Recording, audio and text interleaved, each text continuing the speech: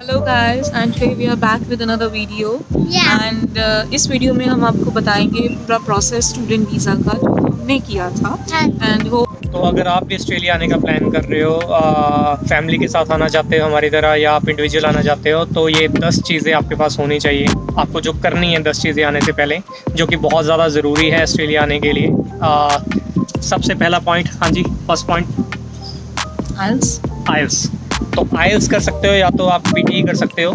Band आपको लेने पड़ेंगे। विदाउट आइल्स आप ऑस्ट्रेलिया नहीं आ पाओगे। अब आइल्स किसको करनी है? देखिए, जैसे कि हम फैमिली के साथ आए हैं तो आइल्स सिर्फ स्टूडेंट को ही करनी है। Like she is the main applicant, she is the student, तो इनको आइल्स करनी पड़ी और मुझे आइल्स का पेपर देने की ज़रूरत नहीं है।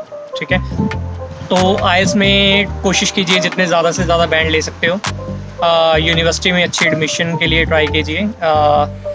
अराउंड 6 ईच एंड 6.5 ओवरऑल की तो कोशिश आप ज़रूर कीजिए।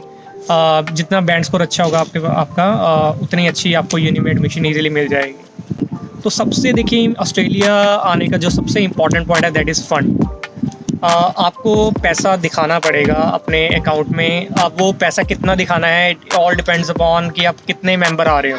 अगर तो आप सिर्फ स्टूडेंट ही हो, अगर आपके साथ कोई भी नहीं आ रहा है, तो फ़ीस के बाद भी आपको 25 to 30 लाख तो अपने अकाउंट में दिखाना पड़ेगा। और अगर आप हमारी तरह विद फैमिली आ रहे हो तो वो उतना ही बढ़ता जाएगा। अगर आप 2 मेंबर आ रहे हो, 3 मेंबर आ रहे हो, तो आपको अराउंड 35 to 40 इंडियन रुपीज़ आपको अकाउंट में दिखाने पड़ेंगे। अभी किस फॉर्म में दिखाने पड़ेंगे आपको? पहले तो देखिए जी, आपका अगर पोस्ट ऑफिस में, जैसे इंडिया में पोस्ट ऑफिस होता है, वो आपका पैसा नहीं चलेगा। आपको उसको ना ही पोस्ट ऑफिस चलेगा, ना ही आपका प्रोविडेंट फंड चलेगा, ना ही आपका कैश चलेगा। अगर आप सोच रहे हो कि आप कैश किसी से पकड़ के अपने अकाउंट में डाल लो तो भी वो नहीं चलेगा। तो अगर आपको आना है तो आपको सेविंग अकाउंट में या एफडी की फॉर्म में, फिक्स डिपॉजिट की फॉर्म में आपको पैसा दिखाना पड़ेगा, और वो पैसा आपका 3 to 6 मंथ पुराना होना चाहिए। ठीक है, तो फंड्स ही एक ऐसी चीज़ है जो कि लोगों को ऑस्ट्रेलिया आने में रोकती है। कनाडा में देखिए फ़ंड्स की ज़रूरत नहीं होती है। कनाडा में आपको 1 ईयर की फ़ीस पे करनी है, और उसके बाद GIC जिसको बोलते हैं वो आपको सेपरेट पे करना पड़ेगा। बट ऑस्ट्रेलिया में आपको सिर्फ 6 मंथ की फ़ीस पे ही करनी, कोई GIC नहीं है यहाँ पे।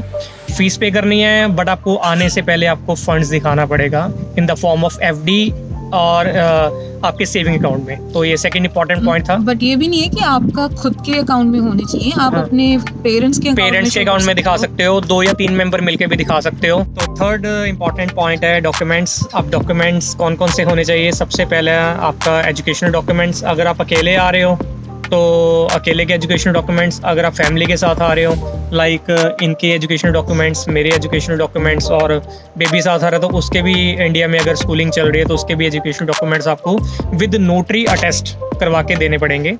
Okay, coloured photocopy. और एजुकेशनल के बाद आपके सारे आईडी प्रूफ्स में आपका आधार कार्ड, पासपोर्ट, पैन कार्ड, जितने भी आपके पास डॉक्यूमेंट है वो आपको देने पड़ेंगे। एक पॉइंट फंड्स में रह गया था बहुत इंपॉर्टेंट। जो भी पर्सन आपका फंड्स दिखाएगा उसकी ITR भी पिछले 3 साल की आपको देनी पड़ेगी। ये भी चीज़ नोट रखिएगा कि इनकम टैक्स रिटर्न वो फिल कर रहा है या नहीं कर रहा। तो डॉक्यूमेंट्स में मैंने आपको बता दिया कि एजुकेशनल डॉक्यूमेंट्स, उसके बाद सारे ID प्रूफ्स आपको दिखाने पड़ेंगे, और उसके बाद ID प्रूफ्स के बाद डॉक्यूमेंट्स में और क्या, हाँ, आपको लाइक एक्सपीरियंस डॉक्यूमेंट, आप इंडिया में क्या लाइक जॉब कर रहे हो उसका एक्सपीरियंस आपको दिखाना पड़ेगा, ये सारी चीज़ें इंक्लूड हो जाएंगी बीच में, जितने भी चीज़ें हैं, एजुकेशनल एक्सपीरियंस एंड और क्या बताया था हमने, सारे ID proof with passport, pan card, Aadhaar card, ये सारी चीज़ें आपको देनी पड़ेगी नोटरी अटेस्ट करवा के।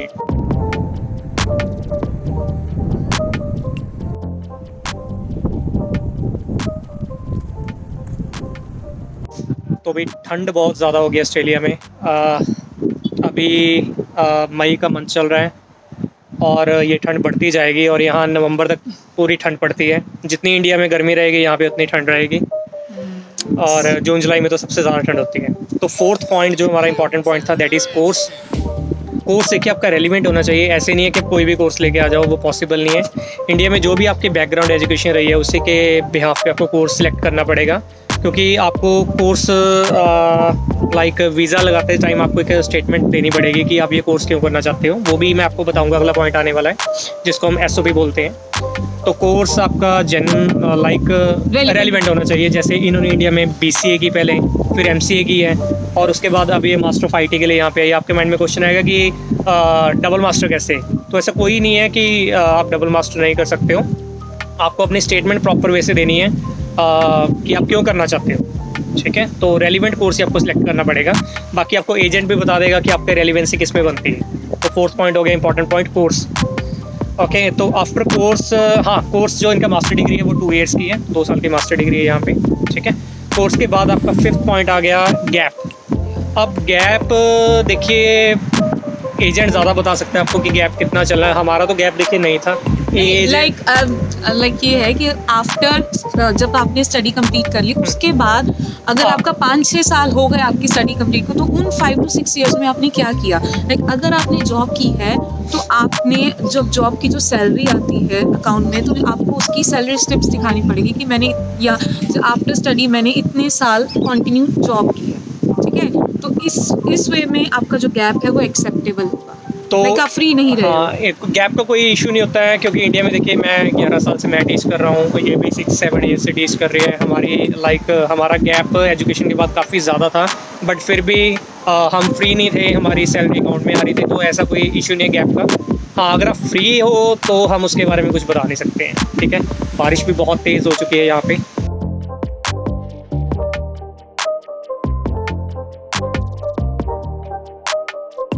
तो अभी बारिश तो बहुत तेज़ स्टार्ट हो चुकी है बाहर, इसलिए गाड़ी में आगे बैठ गए हैं हम। तो अगला हमारा इंपॉर्टेंट पॉइंट है एज फैक्टर। काफ़ी लोगों के दिमाग में यही क्वेश्चन होगा कि कितनी एज तक हम ऑस्ट्रेलिया आ सकते हैं। देखिए, तो एज इतनी ज़्यादा मैटर नहीं करती है यहाँ पे आने के लिए। अगर आप यूनिवर्सिटी में एडमिशन ले रहे हो तो आई डोंट थिंक सो कि एज मैटर करती है यहाँ पे ज़्यादा, ठीक है। बट आपका जैसे कि हमने लास्ट पॉइंट में कवर किया, आपका जो बैकग्राउंड है, एजुकेशनल बैकग्राउंड और जो आपका जॉब बैकग्राउंड है वो अच्छा होना चाहिए। अगर आप कॉन्टीन्यूसली जॉब कर रहे हो आफ्टर स्टडी तो age is not a big deal, आपका वीज़ा इजीली आ जाएगा। हमारा भी आ गया था वीज़ा। और आफ्टर एज जब ये सारे पॉइंट्स कवर हो जाएंगे तो आपको नेक्स्ट सबसे इम्पॉर्टेंट पॉइंट, अब बात है कि आपने ऑफ़र लेटर कैसे मंगवाना अपना। तो ऑफ़र लेटर ऑस्ट्रेलिया के लिए फ्री होता है विदाउट एनी कॉस्ट, उसमें कोई भी चार्जेस नहीं लगते हैं। ऑफ़र लेटर मंगवाने के लिए अब आपको जो भी आपको मैंने स्टार्टिंग से पूरे स्टेप बताया उसके लिए आपको अपनी लिखनी पड़ेगी statement of purpose. Very very important thing, SOP जिसको हम बोलते हैं। SOP में आप अपनी पूरी स्टार्टिंग से लेके अभी तक की अपनी सारी हिस्ट्री बताओगे, लिखोगे। उसमें कौन कौन से पॉइंट्स कवर होते हैं उसके लिए भी हम सेपरेट वीडियो बनाएंगे इसके ऊपर। तो SOP में आपको पूरा अपना बैकग्राउंड हिस्ट्री सारी लिखनी पड़ेगी कि आपने स्कूलिंग कहाँ से की, उसके बाद आप कॉलेज गए, कॉलेज गए हो नहीं गए हो।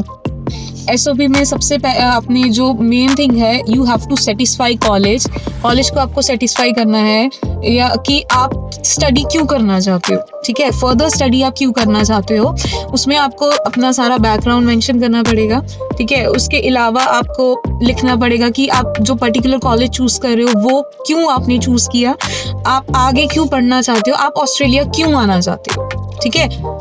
उसमें आपके वो जो हमने फ़ंड्स वाली बात भी की थी कि उसमें वो भी लिखना पड़ेगा कि आपके फ़ंड्स कौन स्पॉन्सर कर रहा है, आपके पास क्या सफिशिएंट फंड्स है आने के लिए। हर एक चीज़, हर एक बैकग्राउंड हिस्ट्री आपको बतानी पड़ेगी स्टेटमेंट ऑफ पर्पस में। और आई थिंक ये 5 to 7 पेजेस की आपको SOP पूरी लिखनी पड़ेगी।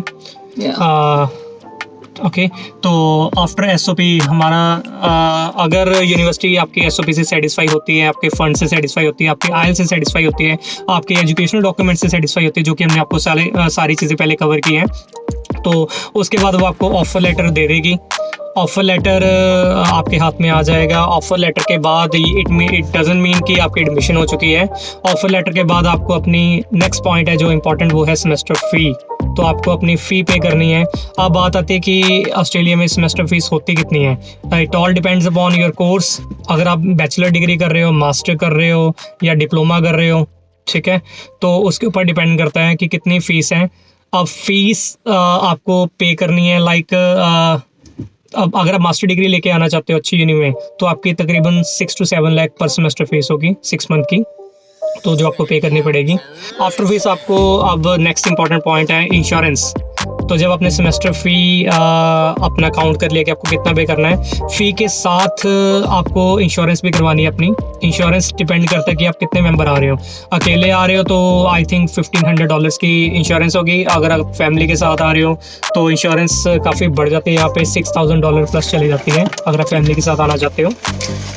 तो इंश्योरेंस कई बार जो आपकी यूनि है वो भी इंश्योरेंस आपकी फ़ीस के साथ ही वही करवा देते हैं, अदरवाइज़ आपको खुद सेलेक्ट करने पड़ेंगे। यहाँ पे बहुत सारी कंपनीज है इंश्योरेंस के लिए, बुपा है, अलायंस है, तो जहाँ से आप इंश्योरेंस ले सकते हो। आपको इंश्योरेंस 2 ईयर्स की ही लेनी पड़ेगी जब तक आपकी स्टडी चल रही है। आपके जो मेडिकल इंश्योरेंस है वो साथ के साथ आपको इंडिया से ही करवा के आना पड़ेगा। अब आपने अपनी फ़ी पे कर दी है, इंश्योरेंस पे कर दिया है, तो यूनी आपको अब प्रोवाइड कर देगी आपका final COE, confirmation of enrolment, जो कि आपका वीज़ा तो नहीं कह सकते हो, ये COE आपकी वीज़ा लगवाने के लिए सबसे ज़्यादा इंपॉर्टेंट है। आपके पास कंफर्मेशन ऑफ इनरोलमेंट होनी चाहिए, जिसमें आपकी सारी डिटेल लिखी होगी कि आपका कोर्स कब स्टार्ट हो रहा है, कब एंड होगा, आपने कौन सी इंश्योरेंस ली है, आपके आइल्स में बैंड कितने थे। ये तो लास्ट इंपॉर्टेंट पॉइंट आपका मेडिकल चेकअप। मेडिकल चेकअप आपको वीज़ा अप्लाई करने के बाद या वीज़ा अप्लाई करने से पहले भी आप करवा सकते हो। ये आपका एजेंट आपको बता देगा आपने मेडिकल चेकअप कहाँ से करवाना है, ठीक है। वो सिंगल डे का प्रोसेस होता है, आपको अपॉइंटमेंट लेके जाना है डॉक्टर के पास और अपना मेडिकल चेकअप करा लेना है, और उसके डॉक्यूमेंट वो डायरेक्टली एम्बेसी को ही भेज देंगे जहाँ पे आप वीज़ा लगवाओगे, वो डायरेक्टली वहाँ पे ही चले जाएंगे, ठीक है। तो ये 10 पॉइंट्स थे जो बहुत ज़्यादा ज़रूरी थे आपको वीज़ा प्रोसेसिंग के लिए। ये चीज़ें अगर आपके पास है तो आप एक अच्छा एजेंट सेलेक्ट कर सकते हो। हमने हमारा जो एजेंट था वो IDP था। IDP बहुत ऑस्ट्रेलिया की बॉडी है बेसिकली, ये जो एजुकेशन कंसल्टेंट है जो सीधा डील करते हैं, ठीक है। तो आप भी अपना प्रोसेस स्टार्ट कर सकते हो।